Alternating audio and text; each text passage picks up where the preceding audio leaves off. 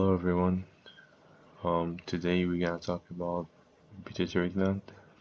I believe this video will be the first video in the endocrinology series, which is we will focus more in the clinical part of the endocrinology, specifically for people who's doing clinical rotations of internal medicine and endocrinology, and also for exams like shelf exams in the universities or steps like step 2 CK or step 3 OSCEs and pleb, etc.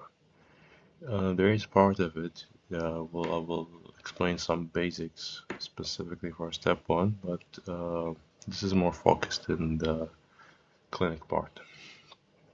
So our learning objectives here, mostly we will as I said, we'll focus on the diagnosis and recognize clinical presentation. Also, we will dive a little bit in the pituitary anatomy and physiology.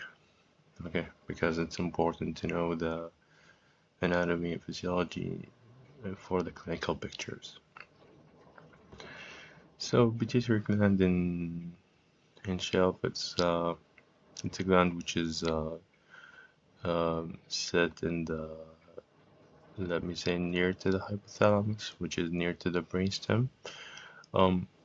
There's another name for it called hypophysis or hypophysis, and you will hear this more specifically in anatomy. Also, you hear it a lot. Most of the time, they don't call it pituitary gland; they call it hypophysis. So there's two parts. There's the neuro and adenohypophysis, and adeno is the anterior, and the neuro is the posterior. It's a small gland that lays at the base of the brain, as we said, and it's connected with the hypothalamus by the pituitary stalk or the hypophyseal stalk. So the anatomy of the pituitary gland.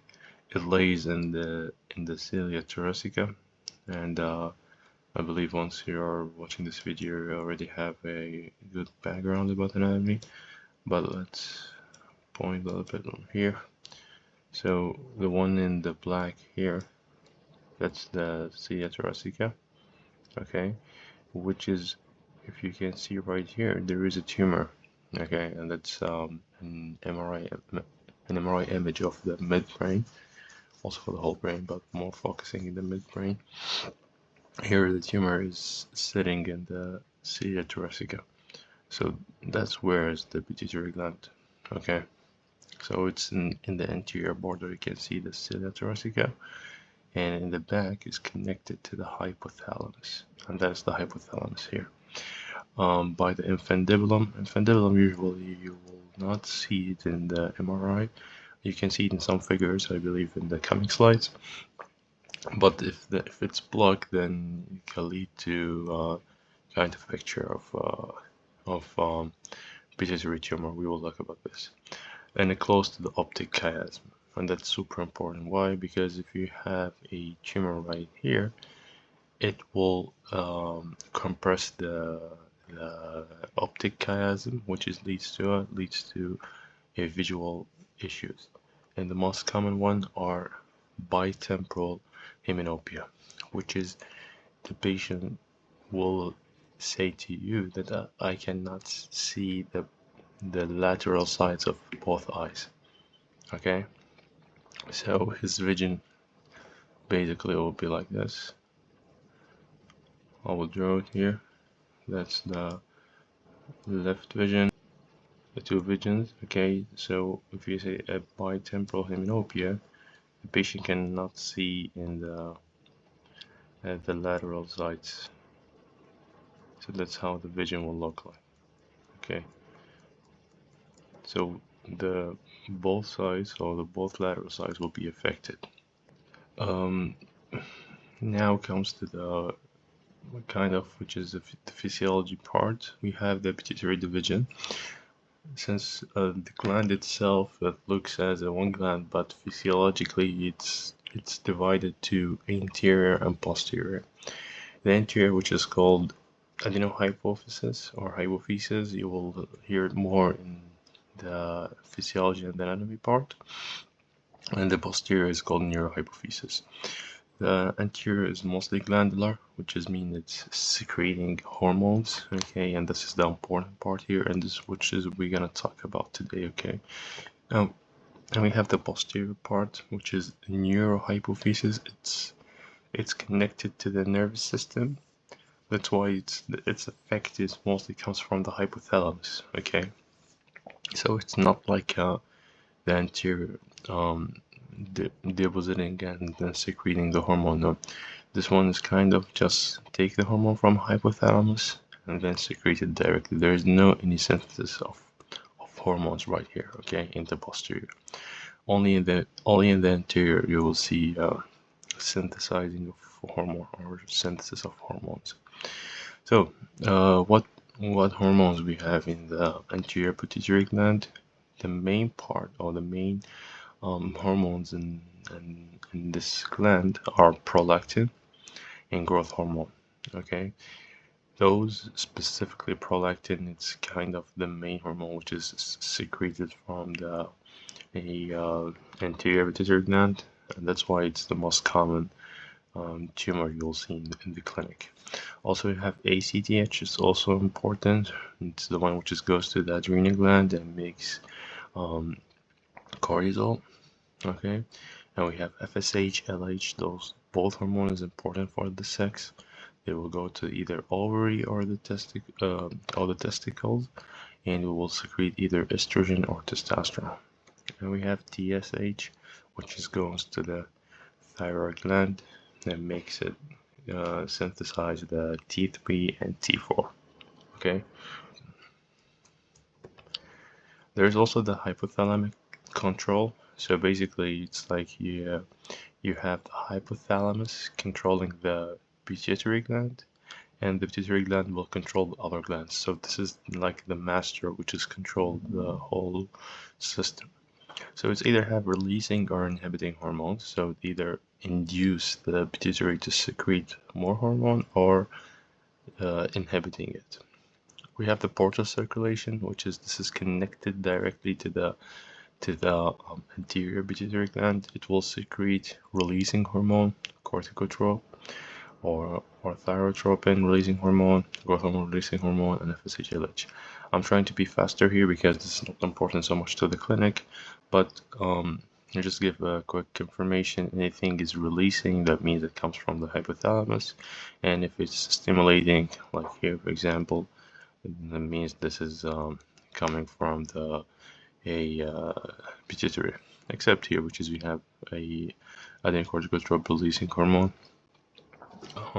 This is only comes from the pituitary gland, but in general, any releasing it's coming from the hypothalamus, and follow the name, you will know which hormone then gonna secrete. So, for example, CRH will increase ACTH because it said corticotrope, and growth hormone will secrete growth hormone really, and FSH and LH will secrete the FSH hormone from its name. Negative feedback here. We have somatostatin or growth hormone inhibiting hormone. That's super important. If it's secreted, then it will block the effect of growth hormone. Also, we use somatostatin in a lot of cases of emergencies. Dopamine, super important. That's why if we have a tumor which is blocking the stalk, then dopamine will not be secreted to the pituitary gland, and we will see tumors like prolactin.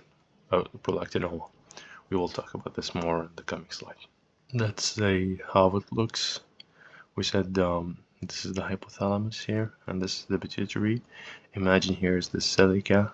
Okay, the cilia, which is the cilia tonica, which is the pituitary gland. It's set on it, and the hypothalamus is the posterior part. Okay. Here is the stalk, you can see, which is connected with the hypothalamus, and optic chiasm is here. That's why if we have a mass right here, it will block the optic chiasm, and we will see the symptom, which is we talked about, the bitemporal hemianopia. Here is the adenohypophysis, and here's the posterior. The anterior is connected with the circulation, okay, directly with the hypothalamus. The posterior is not. Here's the hormone which is secreted. So that we still right here in the basics. We have the ectoderm. It's part from ectoderm. It's connected to the hypothalamus via the vasculature circulation, synthesize hormone and secrete them directly to the bloodstream, and it could target the organ. Not super important for us right now. And those are the hormones which are secreted, and its effect. You can take a look at this. It's important if you are taking basic exam or step 1 in this case. And starting with the disorders, we said we have the hyperfunction and the hypofunction disorders. The most common one are prolactinoma, which is a tumor secreting prolactin.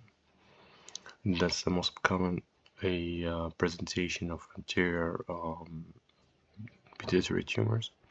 Then we have acromegaly, Cushing disease, and high FSH-LH and TSH-OMA. Hypofunction disorder, we have mass effect, growth hormone deficiency, and TSH deficiency, central hypothyroidism. And I cannot stress enough over this. That's super important. Always, before you diagnose anything, any kind of disease, always rule out medication side effect. So you cannot diagnose a patient and they are using a drug which is lead to those symptoms. Okay, keep this always in your mind. Take off the medication. If the symptoms still there, then think about other diagnoses. Starting with the first disease, which is prolactinoma. Prolactinoma, it's a mass in the pituitary gland secreting prolactin, okay? And the most common type, as we said, pituitary adenoma. If you think about it in general, most of the patient, they will present with you with a hyperprolactin, okay? And you need to know what is the cause of this hyperprolactinemia. So always you're gonna work up the patient who comes to you with a hyperprolactinemia, trying to know, are they using a drug which is lead to this condition, or is it caused by pituitary tumor, or is it because of a other organ issue? Okay, that's super important.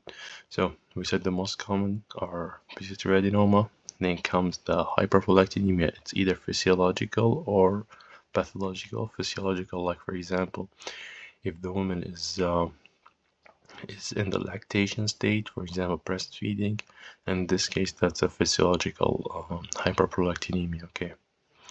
Etiologies: autonomous mass, tumor blocking hypothalamic dopamine pathway. Here we talked about this one, like cryopharyngioma in children. A tumor which is blocking the stalk and inhibiting dopamine from being secreted, and dopamine is inhibitor for prolactin. And medication side effect, this is, I will say, this is the most important part. Most of the exams, they're gonna drop this information. They will bring a patient who's using antipsychotic medications, and then tell you that they come with a picture of hyperprolactinemia, which is we will present, and they want you to know what is the cause of it. So always rule out medications, and specifically here are risperidone and serotonin reuptake inhibitors like citrulline or fluoxetine and metoclopramide. Always take care of psychiatric drug. They are the thing which is causing hyperprolactinemia. The presentation, it's related to the sexual issues. Okay, so women will come to you with amenorrhea, a loss of menstrual cycles, galactorrhea, and she will tell you suddenly, I feel like my nipples are secreting milk, okay, or mass effect like visual issues, etc. A bitemporal hemianopia, we already mentioned this, loss of libido, erectile dysfunction, and infertility. So, as I said, it's most of the time, and this is the picture of most of the pituitary adenomas are sexual issues. Okay, a diagnostic or how to diagnose prolactinemia. You will see a high prolactin and it's more than 20. Is it like this in the clinic? Usually, like, we don't say that she have a prolactinemia until it reaches around 200. If it's less than 200, always think about other stuffs than pituitary adenoma, okay? Because if it's a adenoma secreting prolactin, usually it's reach more than 200 microgram deciliter, okay? Sorry, microgram liter. And how to know the source of it or know if it's pituitary adenoma, your next step will be MRI. Brain MRI are always the test to know if there is pituitary adenoma or not. Don't jump on CT, always MRI. Measure the size of mass and help management the plan. And the treatment, you will tape any medication, and that's super important. I cannot stress enough over this. I'm always repeating it. Remove any medication before you treat. And in case of prolactinoma caused by tumor, you can do both of things. The most effective treatment are surgery. You enter by a nose, doing a transsphenoidal resection. You enter by a nose by ENT and neurosurgeon, reaching the gland by entering to the sphenoidal sinus, and then resect it right there. Or you can use medication. That's most of the time that's the answer in exams like USMLE step 1, step 2. They will ask you what's the next step. You will say it's either carbagoline or bromocriptide. Those are dopamine agonists, and we know that dopamine is inhibiting prolactin. So give this medication, the mass will shrink, and once it gets to a specific shape, most of the time surgeon will remove it. Okay. Moving to the second, pituitary tumor, which is growth hormone. An increase in growth hormone to lead to a condition called acromegaly. And there is two conditions actually, something called acromegaly and giantism. In acromegaly, it's mostly seen in adults. It's because of adenoma of the growth hormone. And rarely it will be adenoma of the hypothalamic a hormone, which is growth hormone releasing hormone. Okay, but most of the time it's a adenoma from the somatotrope secreting growth hormone directly. If it's seen in children less than 18 years old or around less than 20, it will lead to something called giantism, okay, which is in acromegaly but in children.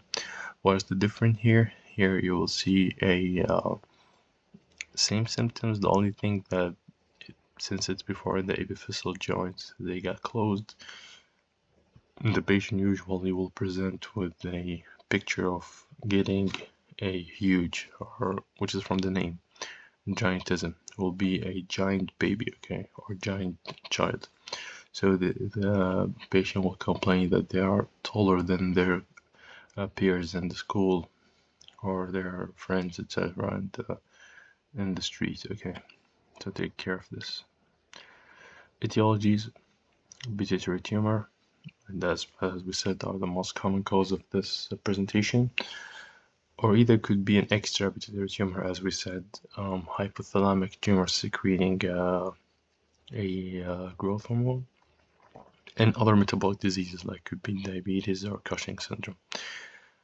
Those are not common compared to the first two etiologies, and then comes lymphoma, and that's interesting actually. How it presents, that's a typical presentation, and also they like to ask this a lot in the exam. They will throw you with those symptoms, so take care.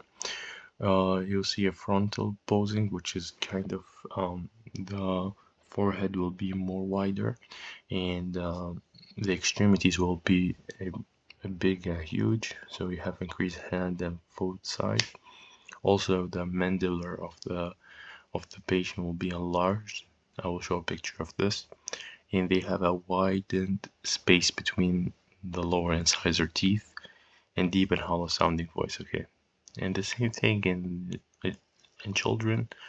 The difference only that they become more taller, okay.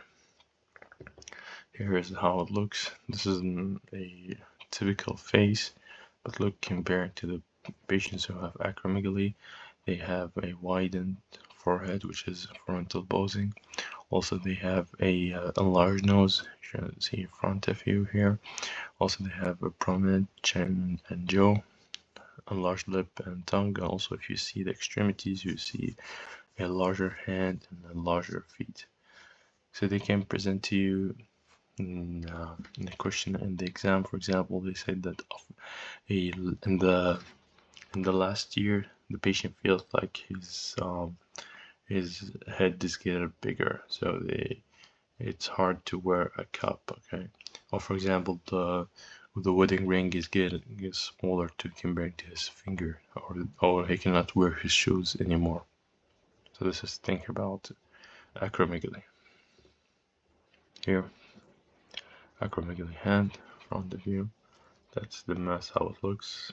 Here we can see a large nose, widened of the forehead or frontal posing, also enlarged of the lips. Here also the jawline. You can see how much is big. That's a picture of giantism compared to a normal person.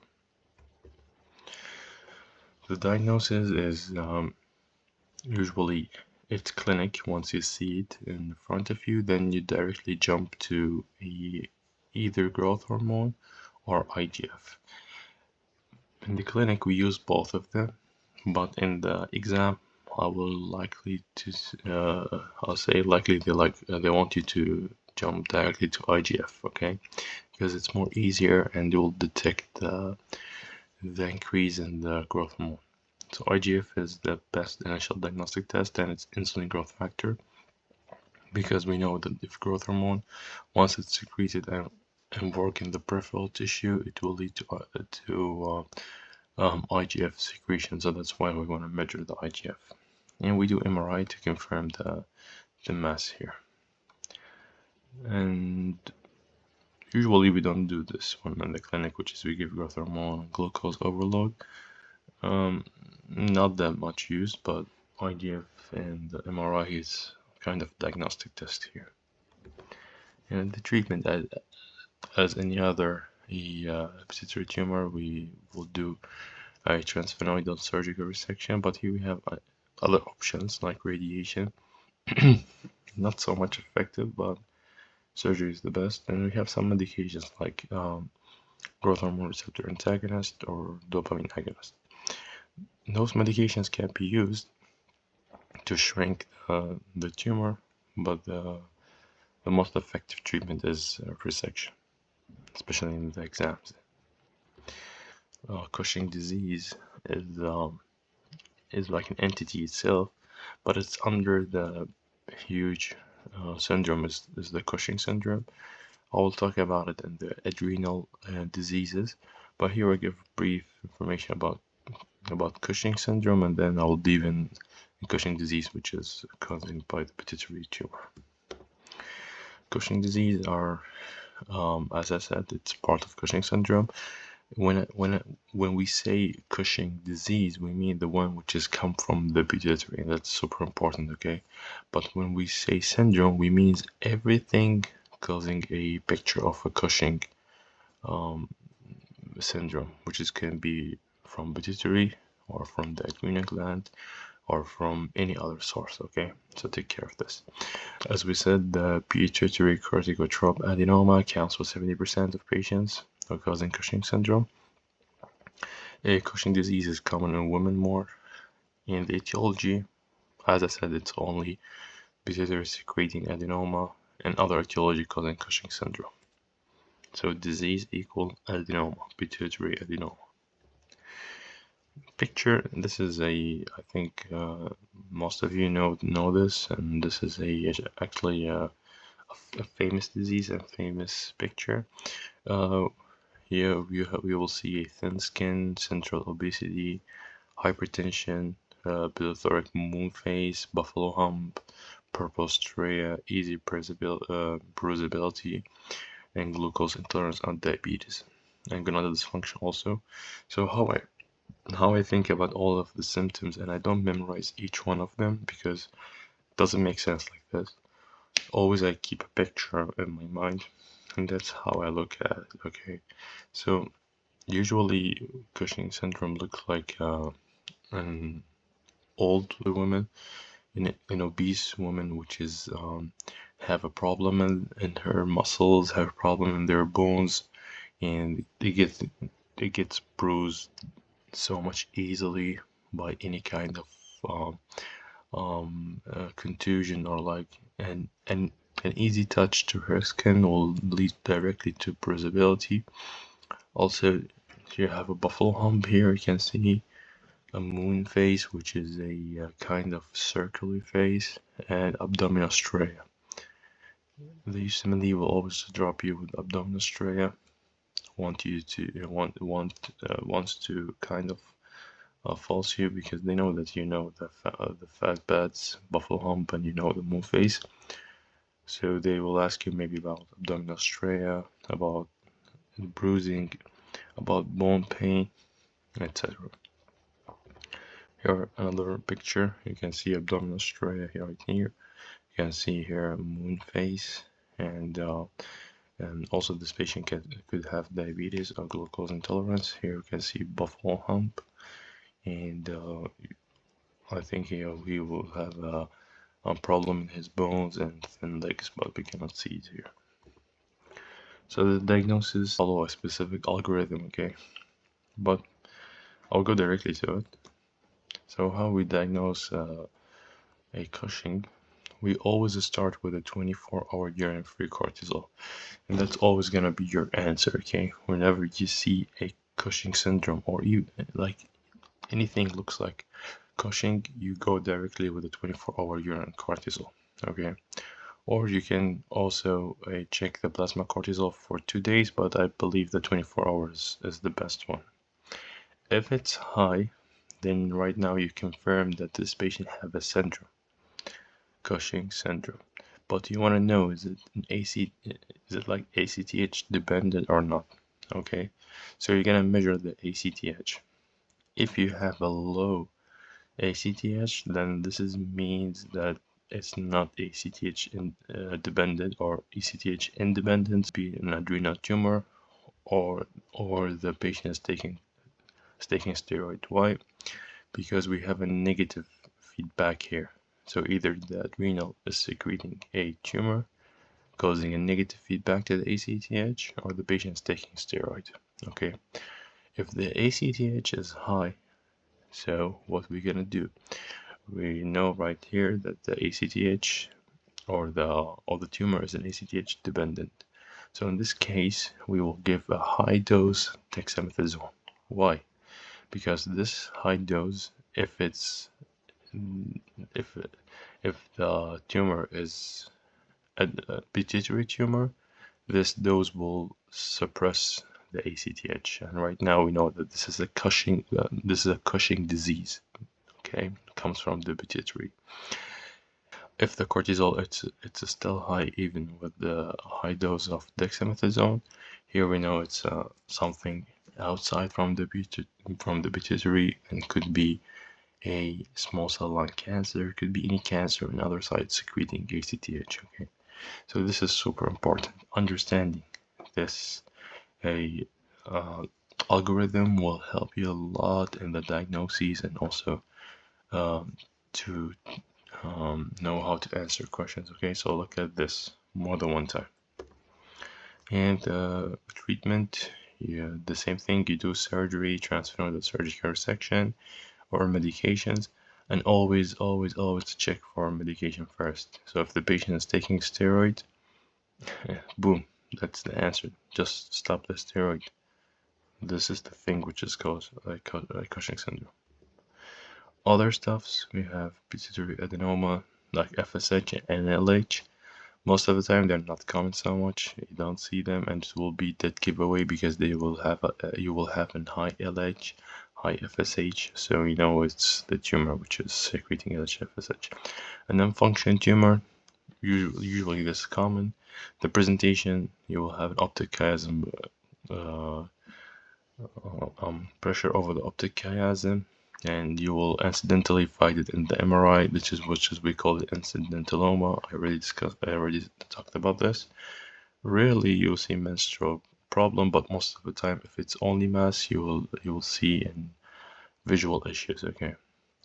TSH-oma, which is secreting TSH. It will looks like picture of hyperthyroidism. I will talk about this in thyroid lecture. And I'll wrap up with the last two slides, which is about hypopituitarism. We already discussed the hyper. We will talk about the hypo. That's not common a lot in exams and even in the clinic. There is only one or two situations you will see them in the exams, common in the clinic, more in the emergency department. Okay, so hypopituitarism is deficient of anterior pituitary hormones, or could be also posterior, but mostly it's anterior. And the etiology could be inherited or acquired. Acquired are more common. Inherited, we have two conditions. The first condition called Kalman syndrome. The second one is Prader-Willi. Kalman syndrome, you will run more in the exam. You will see it. It's deficiency in the gonadotropin releasing hormone. And how this patient is presenting that they have a problem with the smelling. Okay, so take care of this. If they present to you a baby, an obese baby, which is he have a problem or she have a problem with the smelling, and they have a gonadal issue, think about Kalman syndrome. Okay. Prader-Willi, this is a classic for step 1. It's which is imprinted in the paternal part of the chromosome 15. This patient presents mostly obese, mentally retarded, muscle hypotonia, and also a problem in the pituitary gland. Okay, I don't think they will drop this in the pituitary topic, but you should know this for step 1. Acquired, we have 4 conditions. I will say the most important one are pituitary apoplexy. The other one makes sense from its name, inflammatory lesions, which is anything inflammation of the pituitary gland, mostly seen in patients who have a problem with the immune system like infection, tuberculosis, AIDS, etc. Lymphocytic, that means the lymphocyte infiltration, same concept as thyroiditis. Here the same thing. There's just an diffused lymphocytic infiltration. Pituitary apoplexy, this is super important. This is which is we call it Sheehan syndrome. An empty cella, it's a partially or apparently totally empty cella, which is, you will see it in the MRI. You just see the cella, which is the pituitary set on it. You'll see it empty, and that means there is no pituitary there, so that's empty cella. I will say the important etiology you should look about it here is the pituitary apoplexy. Super important. Always come to exam. They bring a case, woman which is had a bad delivery. She bleeded for a long time, hours, and then suddenly start to have picture of hypothyroidism, problem in the menstrual cycle, problem in lactation, problem in glucose very low because ACTH is not secreted, problem in the thyroid. Think about Sheehan syndrome. This is the end of my talk. I hope you learned something from it. I will discuss, this is the first part. I will discuss in the second part the neural hypophysis. And see you in the next video. Thank you.